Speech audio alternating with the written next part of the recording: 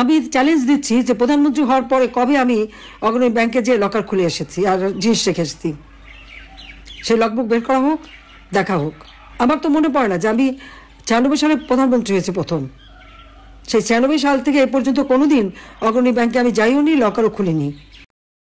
অগ্রণী ব্যাংকে আমার লকার, আর একটা ব্যাংকে পূবালী ব্যাংকে, সে পাকিস্তান আমল থেকে গহনাগাটির লকারই আমি রাখি, আমরা রাখতাম, এটা আমাদের পারিবারিক সবার। 1981 সালে আমি যখন ফিরে আসি, জিয়াউর রহমান যখন বেঁচে ছিল আমাকে কিন্তু 32 নম্বরে ঢুকতে দেয়নি। জিয়া যখন নিহত হলো, এরপরে সত্তার সরকার অর্থাৎ বিএনপি সরকার ক্ষমতায়, 12 জুন 32 নম্বর আমার কাছে হস্তান্তর করবে। ধুলাবাড়ি ময়লার সমস্ত ভরা জায়গা, রক্তের দাগ সব ওখানে। আমার কাছ থেকে সই করালো 72 পাতা, বললাম আমি আইনজীবী দ্বারা করবো, বাড়িতে তো মার্ডার হয়েছে, না সেটা হবে না। তারপরে প্রচার, কত শতভরি সোনা দানা পাওয়া গেছে, এই পাওয়া গেছে, হ্যাঁ পাওয়া তো যাবে, আমরা তো ভেসে আসা পরিবার না। আজকে আবার অগ্রণী ব্যাংকে তালা ভেঙেছে, কেন তালা ভাঙলো? চাবি তো আমার কাছে, আমি তো এখনো জীবিত আছি। আমি যেখানে এখনো জীবিত আছি আর মামলায় কেবল একটা রায় দিয়েছে, এই রায়ের সব ধাপ তো শেষ হয়নি, তার আগে কেন হাত দেবে? এটা তো ডক্টর মোহাম্মদ ইউনূসের ব্যাংক ডাকাতি, সে লোক দিয়ে ব্যাংক ডাকাতি করছে, সেখান থেকে সব সোনা দানা বের করে এত ভরি, আমরা হ্যাঁ ভরি তো থাকবেই। সেখানে আমার দাদি, নানি, আমার মা, কামালের বিয়ে হয়েছে, কামালের বউয়ের গহনা, জামালের বউয়ের গহনা, এমনকি পুতুলের বিয়ের পরে তার কিছু গহনা সবই তো ওখানে রাখা ছিল। আমাদের তো ছিল গহনা, আমরা তো অস্বীকার করি না, কিন্তু লকার ভেঙে সেগুলো বের করে এখন দেখানো, মানে তাদের কথা ভাবখানার জন্য প্রধানমন্ত্রী হওয়ার পরে আমি সব ওখানে রেখেছি।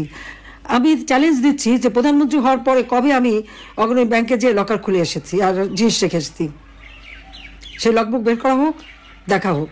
আমার তো মনে পড়ে না যে আমি 96 সালে প্রধানমন্ত্রী হয়েছি প্রথম।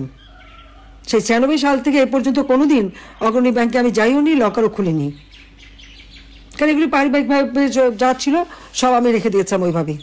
আমার 2টা লকার ওখানে রাখা আছে, সেখানে যে জিনিসগুলি এই যারা আমার বাবাকে হত্যার পর এই বাড়ির সমস্ত জিনিস তারা একটা ইনভেন্টরি লিস্ট তৈরি করে, ওই লিস্টে যেগুলি তারা ভ্যালুয়েবল জিনিস মনে করেছে সেগুলি সব সিল করে বাক্স আমাকে দিয়ে দিয়েছিল। তো আমি সে কোথায় যাবো, আমার বাড়ি নাই, ঘর নাই, তো কিচ্ছু নাই থাকার। আমি লকার ভাড়া নিই, সেই লকারে যে সব কিছু ওইভাবেই রেখে আসি। তারা আমাদের ঘর বাড়ি যা ছিল সব লুটপাট করে নিয়েছি। 32 নম্বর বাড়িতে আমরা জনগণকে দান করে দিয়েছিলাম, সেটা প্রথমে আগুন দিল, তারপরে লুট করে ভাঙলো বুলটা দিয়ে।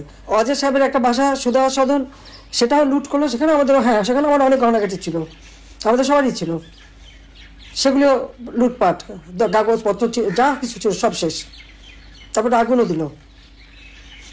গণভবন সব তো আমরা সব ফেলে দিয়েই তো চলে এসেছি, তো সেই গহনাগাটিগুলি দেখায় না কেন? সেগুলি কার পকেটে গেল? শুনছিলাম যে ইউনূস সাহেবের বড় মেয়ে নাকি এসেছিল, অনেক নাকি হীরার গহনা নিয়ে গেছে, তাহলে কি এগুলি আমাদেরগুলি নিয়ে গেল নাকি? ইউনূস তো নিজেও ঢুকেছিল ওই বাড়িতে সবাই মিলে, সেটা আমার প্রশ্ন। কিন্তু একটা লকার ভাঙতে গেলে, যে এখানে আমি এখনো জীবিত, চাবি আমার কাছে, পারমিশন ছাড়া এই লকারটা ভাঙে কিভাবে? আমাদের পারিবারিক একটা ঐতিহ্য আছে এবং আমাদের অবশ্যই পারিবারিক সমস্ত সম্পদ নিশ্চয়ই ছিল, আছে। আমার নানির যত গহনাগাটি ছিল, এখন ওখানে সে গহনাগুলি দেখাক, অনেক পুরোনো আমলের গহনা। এখন শুরু করছে যে ওখান থেকে নাকি সব নাকি ওখানে রেখে আসছি।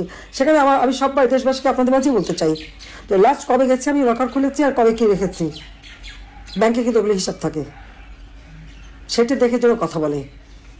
তারা একের পর এক বাবা মা ভাই সব কেড়ে নিয়েছে, বাড়িঘর তারাও নিয়ে নিচ্ছে, নিয়ে